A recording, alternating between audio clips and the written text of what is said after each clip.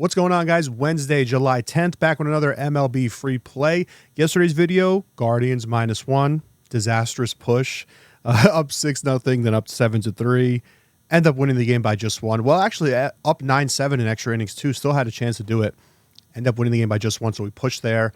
And on the rest of my plays, 1-3. So a 1-3 in one night. Not a good night. We had a bunch of winning days in a row. I guess that was bound to happen, but looking for the proverbial bounce back day today.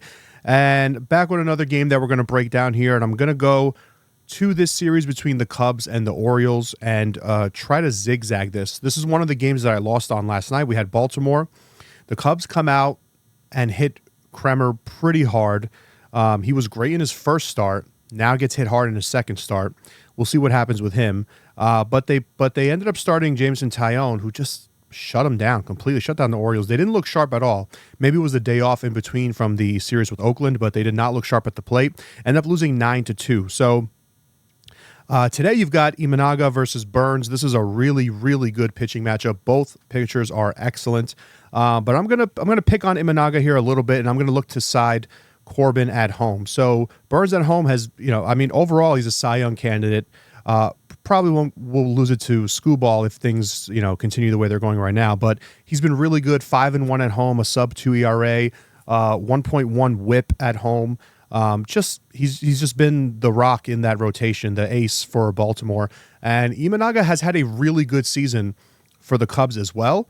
But we saw him stumble a little bit in the month of June. I mean, his June numbers were a little bit inflated because of the one start where he gave up 10 runs to the Mets. But overall, he's just looked a little bit more vulnerable than what we saw from him earlier on in the season. And that tends to happen if pitchers have really hot starts. The league will eventually catch up and kind of figure them out a little bit. But for me, this is more about the situational spot because I think he gets this Baltimore lineup for the first time. He's never faced them. They've never faced him. But I think he gets them in kind of a rough situational spot as they look to recover from that 9-2 loss and only putting up 2 runs. They've been really good this year in these spots, 22-11 after a loss, and after a loss where they scored, after a game where they've lost by more than 2 or more runs, they are 14-8 in those spots. So I like them in the sense of bouncing back, and we saw this when they got blown out by the Athletics over the weekend. The next day they came out really strong. They didn't actually finish the game strong. It ended up being I think it was 6-3 final, but they came out really strong early on. And that's what I'm expecting from them again today.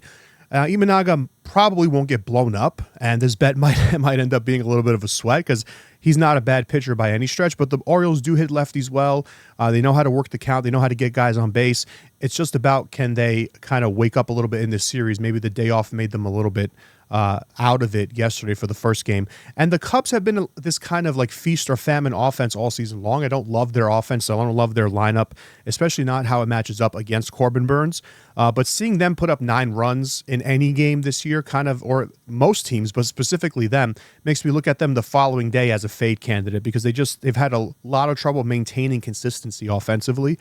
And I don't see them being able to do that again. So for me, I'm going to isolate this game. I'm not interested in sweating out another bullpen game. The Guardians yesterday, I think I'm being smart by not playing the first 5 because they have a great bullpen, and it didn't even matter in the end. So they won the first 5, but they didn't cover for the full game. So for me, I'm just going to isolate this one. I don't want to deal with either bullpen, and I'm going Orioles first 5 on the run line. If you minus half a run, that's going to come back at -115. So I think they're going to get to Imanaga a little bit. I think Burns will have another good start at home and just a good bounce back spot for Baltimore. I made a video yesterday, if you guys caught it on the other socials, about how these good teams, really good teams, like teams with north of 60% winning percentages, you basically bet them off a loss, and that's always a good spot. Now, you want to pick, obviously, and try to find value, but sometimes that can hurt you.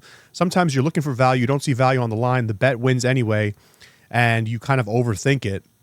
When sometimes it could just be as simple as, hey, when these really, really good teams, when they lose a game, especially when they get blown out in a game, just bet them the next day and try to find strategic ways to bet them, not just on the big money line. Like this is like what is this, -180? This game is -185. So don't just take that straight up. Find ways to give yourself an edge, whether you play the full run line at -1.5, whether you -1, first 5 like I'm doing. Find strategic ways to get that juice down and give yourself an edge. So best bet for today, Wednesday, July 10th, going with the Orioles. First 5, minus half a run. 3 plays total today for me. There's 2 others. One's an early game. The other 2 will be evening games. Pass on the WNBA. I did look at the WNBA today. If any of you guys are interested, my early lean was the Sun, but that game's already tipped off. But I didn't find anything really. I like the Fever, but the line was a little bit too big. I didn't want to play them on the money line, so I passed on the ladies hoops today. But there'll be other spots going forward in the season to play that. And we've been solid so far in WNBA. So we'll see where we can find edges there. So Orioles first 5 today against the Cubs. That's the best bet. What else? Code month 50 is still up. If you guys want to use that, you just enter in month 50 on the checkout page to get 50% off. I'll put that down in the description. And that's pretty much it for today. Short and sweet. We're going to keep doing these every day, guys, to give you something here on YouTube, some flow of content so you guys can see what I'm looking at each day, where I'm finding edges. And I might do some systems videos as well coming up soon. We're definitely going to do a lot of NFL systems videos, but I want to squeeze in some baseball ones before we get to the tail end of the season. So those will be coming soon as well. All right, guys, thanks for watching as always. Catch you tomorrow. Let's get it.